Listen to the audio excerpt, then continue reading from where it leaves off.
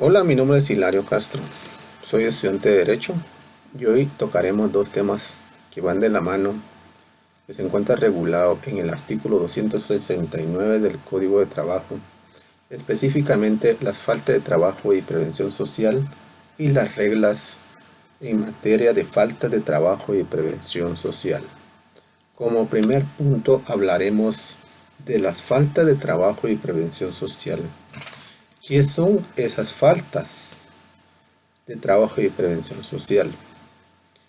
Más que lo que nos explica el artículo 269, como ya hice mención, las faltas de trabajo y prevención social son las infracciones o violaciones por ocasión de omisión que se cometan contra las normas prohibitivas o preceptivas contenidas en dicho cuerpo legal o de sus reglamentos o convenios de la Organización Internacional de Trabajo ratificado por Guatemala o los pactos o convenios de trabajo vigentes en la empresa y demás normas laborales que sean susceptibles de ser sancionado con multa.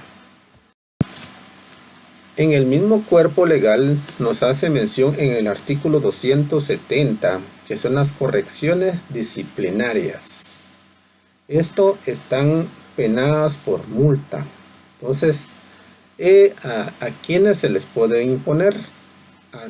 Contra todas aquellas personas o autoridades o las partes o los abogados o asesores o los miembros de tribunal y prevención social a los trabajadores al servicio de estos últimos y en general a las personas que desobedezcan los mandatos con motivo a la tramitación de un juicio o de una conciliación.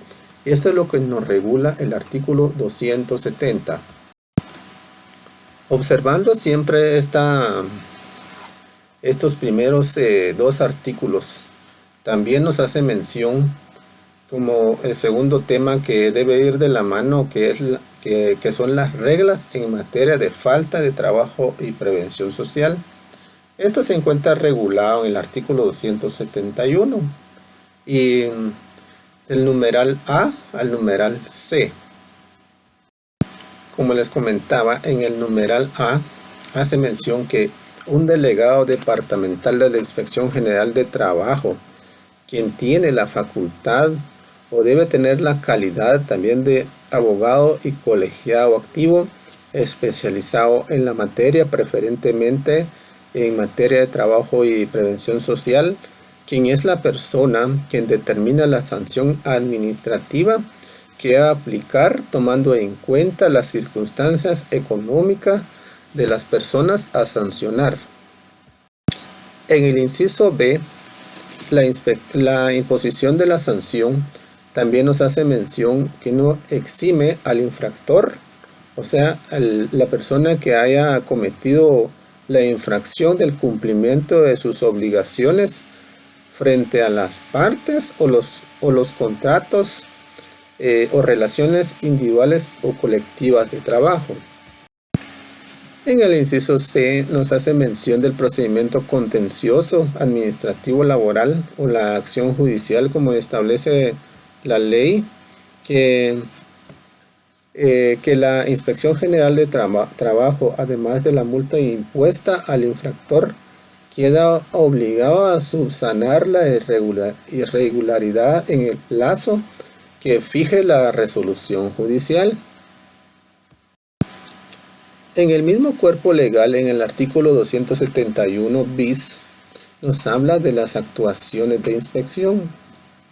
Esto que sería la prevención y verificación, nos habla también de un plazo que debe realizarse dentro de un plazo de 30 días.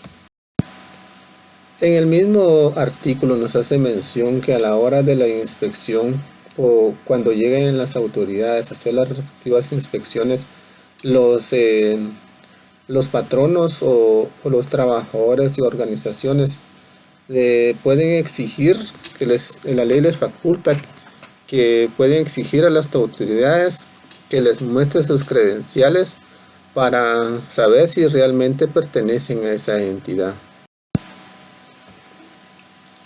Lo que también podemos mencionar que a la hora de que algún empleador o trabajador de las entidades ya mencionadas, que si lograran o se logra la obstrucción de la labor de los inspectores de trabajo o de parte de sus representantes, de los trabajadores, esto también nos da a entender que con lo señalado en el artículo 281 de este mismo cuerpo legal, constituye una infracción sujeta a multas.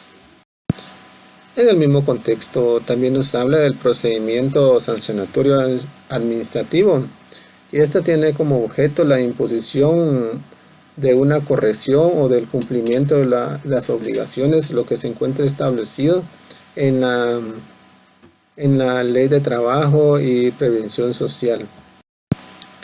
En el mismo artículo también nos hace mención que en el caso de que la resolución tenga carácter sancionador, nos habla de diferentes incisos, que la primera sería que se impondrá una sanción conforme la graduación establecida en el artículo 272, precisamente el motivo de la sanción conforme a las normas incumplidas.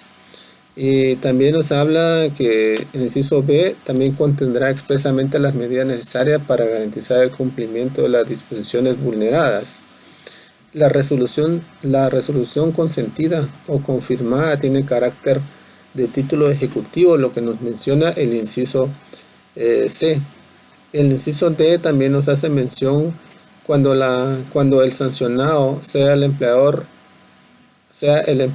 las multas se le impondrá a este, sea una persona individual o jurídica.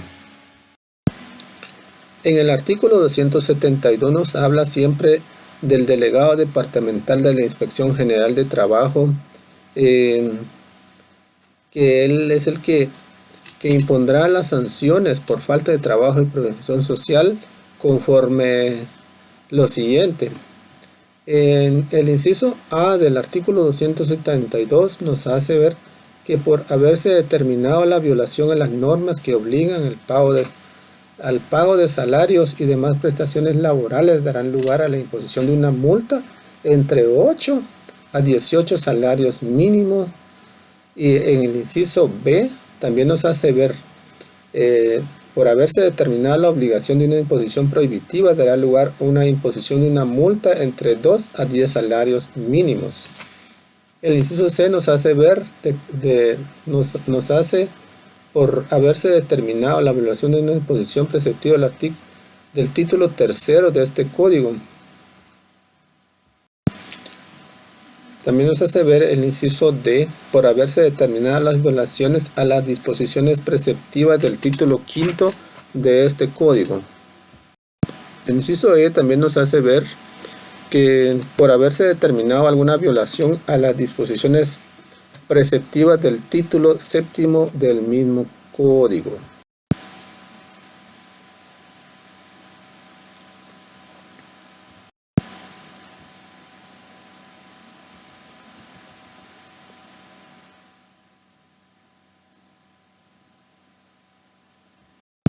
Y por último, también hacemos mención que en el mismo artículo ya mencionado, nos hace ver que el importe de las multas o impuestas en la sede administrativa más los intereses causados constituyen fondos privativos para la Inspección General de Trabajo.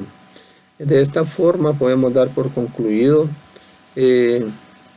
estos dos temas tan importantes que se encuentran regulados en el Código de Trabajo. Y ante todo, muchas gracias por su atención.